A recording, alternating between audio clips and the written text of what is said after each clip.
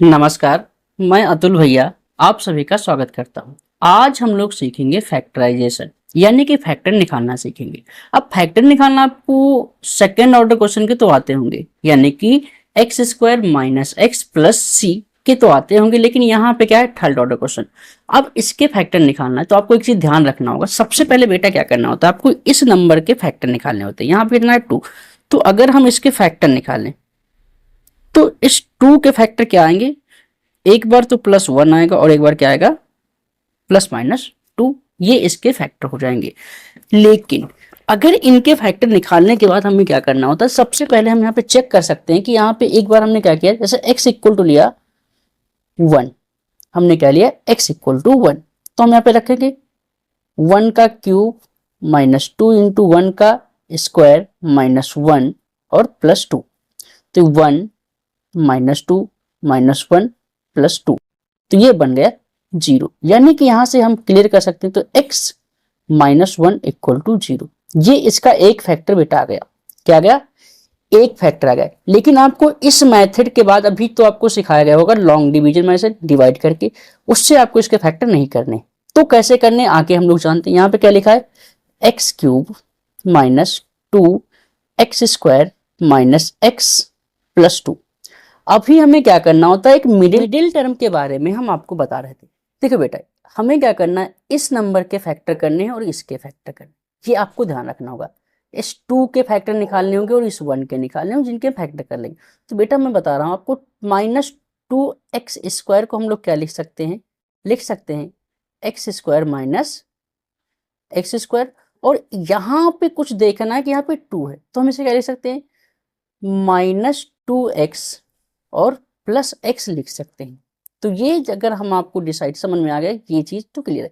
तो यहाँ क्या हो जाएगा, x³ माइनस इसकी जगह पे हम क्या रख सकते हैं, x² -x²। अभी हमारे पास क्या है, यहाँ पे लिख लेते हैं हम +x -2x +2। अब आपको कुछ नहीं करना, इससे इसका कॉमन निकलेगा, इससे इसका कॉमन निकलेगा और इससे इसका कॉमन निकलेगा। तो यहाँ से हम क्या कर सकते हैं, यहाँ से कॉमन निकालो तो क्या हो जाएगा, अगर हम यहाँ से x² कॉमन लेते तो क्या हो जाएगा, x -1। यहाँ माइनस है तो माइनस, अगर x यहाँ से कॉमन लोगे तो क्या आएगा, x -1। यहाँ से -2 कॉमन लोगे तो क्या आएगा, x -1। तो यहाँ से बचा बेटा क्या, x² -x -2 और x -1। एक आपका फैक्टर आ गया, एक फैक्टर आ गया। अभी हमें क्या करना है, इसके फैक्टर निकालें। तो मैं लिख लेता हूँ x -1 और x² -x -2। अब इसके निकालने, तो यहाँ पे देखो 2 है। अब 2 के फैक्टर हम क्या करेंगे, 2 को इसका यही होता है, इससे इसका मल्टीप्लाई करो कितना हो जाएगा, -2, बीच में क्या है -1, तो -2 इंटू 1 -2 -2 +1 -1। तो मैं यहाँ पे क्या रख सकता हूँ, -x -1, यहाँ लिखता हूँ x² -2x +x -2। तो यहाँ से क्या आ जाएगा, -1। अभी यहाँ से कॉमन लो, x कॉमन लोगे तो क्या बचेगा, x -2 +1 कॉमन ले लो तो क्या बचेगा, x -2। तो क्या से आएगा, x -1 x +1 और x -2। यानी कि जो हमारे पास क्वेश्चन था x³ -2x² -x +2 का जो आंसर आया है x +1 x -1 और x -2, ये इस क्वेश्चन का बेटा आ गया आपका आंसर। आपको एक चीज ध्यान देनी है कि कि जो ये आंसर है ये आपका बॉक्स में होना चाहिए, हाईलाइट होना चाहिए, ताकि एग्जामिनर को क्या लगे, वो कर सकते हैं। जो आपका लॉन्ग डिवीजन मेथड है इस क्वेश्चन के लिए अब वो बंद हो गया, आपके सिलेबस से हटा दिया गया। अगर आप उससे करेंगे तो आपका क्वेश्चन क्या हो जाएगा, गलत हो जाएगा। एक क्वेश्चन हो गया। क्वेश्चन नंबर सेकंड हम लोग क्या करते हैं इसका, अब आयुष अंश, इसके देखो क्वेश्चन को, उसको बंद करो। ये जो नेक्स्ट क्वेश्चन हमारा क्या है, बहुत इंपॉर्टेंट क्वेश्चन है, एनसीईआरटी एग्जाम्पलर का है, क्लास 9 के लिए बहुत इंपॉर्टेंट है। तो आप लोग इसको ध्यान से देखिएगा और करिएगा। देखो बेटा, सबसे पहले हमें क्या करना है, इसके फैक्टर निकालने। तो हम लिखते हैं फैक्टर 30। तो 30 का सबसे पहला फैक्टर क्या होगा, plus minus 1 plus minus 2 plus minus 3 plus minus क्या होगा 5 प्लस माइनस 6, 7 से नहीं कटेगा, 8 से नहीं कटेगा, 9 से नहीं कटेगा, 10 से, प्लस माइनस 10 और प्लस माइनस 15 प्लस माइनस 30।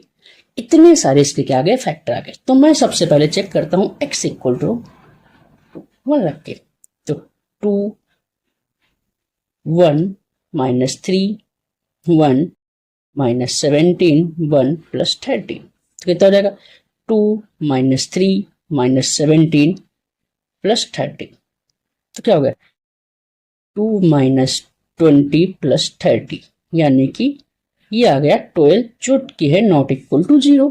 तो ये आ गया, तो फिर हमें क्या करना है, इसी के साथ -1 रखना है, तो x इक्वल टू -1, 2 का 1, इसी तरीके से 3 1। तो जब तक ऐसे मैं चेक करता रहता हूं तो ये क्या आ जाएगा हमारा -2 प्लस 3 और माइनस का प्लस का 17। तो इस तरीके से मैं बहुत सारे फैक्टर क्या करने पड़ेंगे बेटा, हमें चेक करने पड़ेंगे। तो जब मुझे बहुत सारे चेक करने पड़ेंगे तो मैं क्या कर सकता हूँ, सीधे सीधे इसको क्या करती हूँ, सॉल्व कर लेता। तो 2x cube minus 3x square minus 17x plus 30 तो इस तरीके से हम क्या करेंगे, चेक नहीं करेंगे, हम क्या करेंगे, इस मिडिल टर्म के इन दोनों के फैक्टर निकालेंगे। तो 3 को हम लिख सकते हैं, देखो -3x को लिख सकते हैं, क्या लिख सकते हैं, इसको लिख सकते हैं हम लोग -4x स्क्वायर प्लस x लिख सकते हैं, x स्क्वायर, ठीक है। और -17x को क्या लिख सकते हैं, -2x और -15x। तो यहाँ पे क्या हो जाएगा, सबसे पहले आपको ध्यान देना है बेटा, यहाँ पे क्या हुआ, हमने लिखा 2x क्यूब, क्या लिखा 2x क्यूब माइनस की जगह पे हम यहाँ पे नोट करेंगे, आपको बता देंगे 4x square minus x square. तो माइनस माइनस क्या हो जाएगा, प्लस हो जाएगा, क्योंकि हमें यहाँ पे 3 बनाना। फिर -2x माइनस 15x और प्लस 30।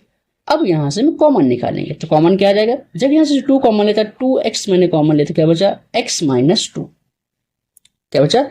इसी तरीके से अगर मैं यहां से बेटा प्लस का x कॉमन लेता हूं तो क्या बचेगा x माइनस 2, यहां से 15 कॉमन लेता हूं तो क्या बचेगा x माइनस 2। तो इसके फैक्टर क्या आ गए, 2x प्लस x माइनस 15 और x माइनस 2।